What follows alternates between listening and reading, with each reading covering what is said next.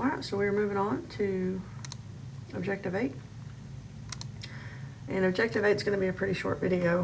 We're going to look at how to read a chemical equation. And so far we've been talking about atoms, and atoms make up molecules and compounds. And the way that they do that is by forming bonds. And so in a chemical equation, it's essentially either going to be we are making bonds or we're breaking bonds. And so anytime you read a chemical reaction, there are certain parts that you need to be able to recognize. So you have the reactants and the products, and the reactants are essentially what you start with. That's what is actually doing the reacting, okay, either making the bonds or breaking the bonds. It's what you're starting with. And the reactants are always on the left side of the arrow. So like over here, our reactants are hydrogen and oxygen, and same thing down here. And then the products are essentially what is produced, okay? They're always going to be on the right. And so in this case, we had hydrogen and oxygen were our reactants, and they came together to form water, which is our product, okay? There could be one on either side, there could be two on either side. It just depends on what type of chemical equation it is. Now, in between the reactants and products is the arrow, and that just essentially means yields.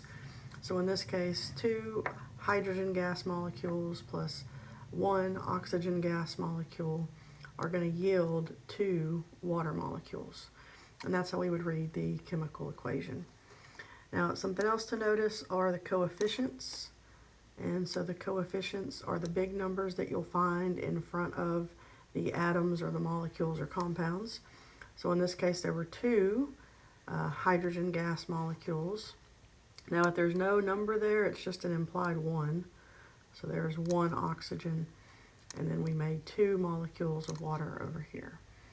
So just be sure you know that reactants are always on the left. It's what you start with. Products are always on the right. It's what you end with. And then the big numbers are the coefficients that represent how many you have of each substance. So here's an example. We've actually seen this chemical equation before. This is the chemical equation for cellular respiration. And you're going to need to know several concepts related to this. So let's go ahead and review that just a little bit. So cellular respiration is a reaction that produces ATP for our cells. And that's very important because that's energy for our cells. We're going to be learning that glucose, right here, this molecule, that's a sugar. And that's the main molecule that we break down in order to produce that ATP. That's why I always say carbs equal sugars equal energy. And then we've already learned in one of our very first lessons that oxygen is required for life. And it's because of this equation right here. Because in order to make the ATP, we have to have oxygen. So in this particular chemical equation, we have glucose. This is the chemical formula for glucose. And we're going to join that up with some oxygen. You can see here that there's a coefficient there. The arrow means yields.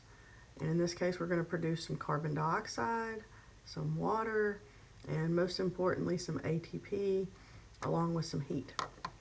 So let's go ahead and take a look at it and take a look at the questions and see if we can answer them.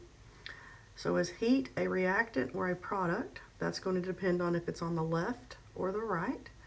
Reactants are always on the left, and products are always on the right.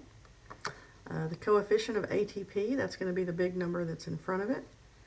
And is O2 a reactant or a product? Once again, reactants are on the left, products are on the right.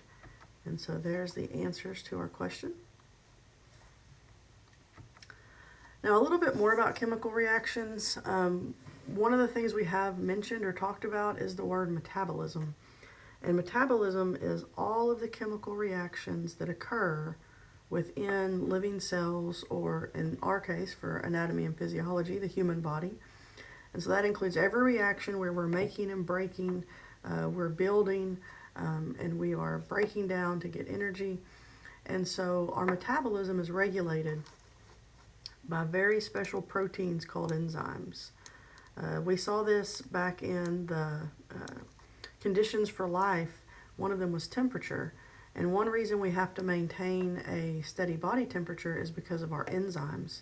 That's one of the reasons we need to maintain homeostasis, keeping those internal conditions constant, is because these special proteins, they only work within a certain range, so that we need homeostasis in terms of temperature, we need homeostasis in terms of pH.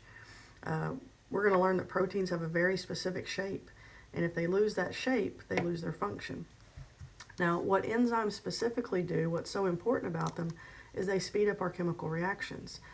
Chemical reactions will happen on their own, but they just kind of have to wait around for the right amount of energy to get started. Every single chemical reaction, it doesn't matter what type it is, every chemical reaction needs a certain amount of energy to get started. It's just kind of like a little energy boost. And so like over here on the graph, you can see that each line kind of has a hump. Okay, that hump represents the energy that's initially going into the reaction. And every reaction is going to require that little boost of energy to get started, regardless of what the outcome is. And so what enzymes do is they are a catalyst. And a catalyst is something that by definition lowers the activation energy and allows it to get started faster. And so that's why enzymes speed up chemical reactions, is they lower the activation energy needed, and therefore the reaction can get started more quickly.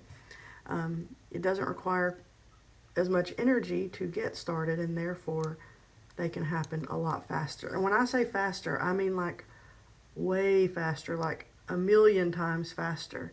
And so these enzymes are critical in regulating all these chemical reactions. They're very specific to the reaction that they catalyze, and that also goes back to that very important protein shape. Now, something to understand is that enzymes are helpers in the reaction. They aren't a reactant, and they aren't a product. In fact, if we were to write a chemical reaction, I'm going to go back, the enzyme name is often written over the arrow. And that way it shows that it's not a reactant or a product, because it's not consumed. It literally kind of shows up.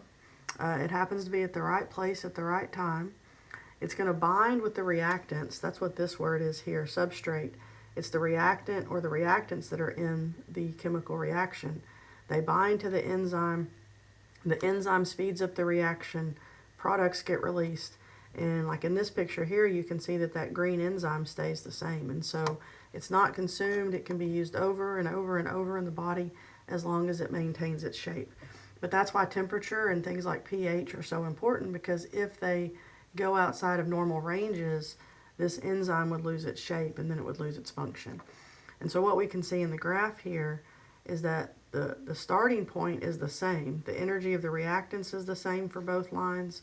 The energy of the products is the same for both lines. What that enzyme did was it lowered that hump. It reduced the energy needed to get started, and therefore that reaction could happen much, much faster. So which of the following is not a characteristic of an enzyme? It's able to be reused over and over again. Yes. They speed up chemical reactions. Yes. They raise activation energy. No. Enzymes lower activation energy. They are a type of protein. And so which one is not? The answer is C. And that is going to conclude our Objective 8.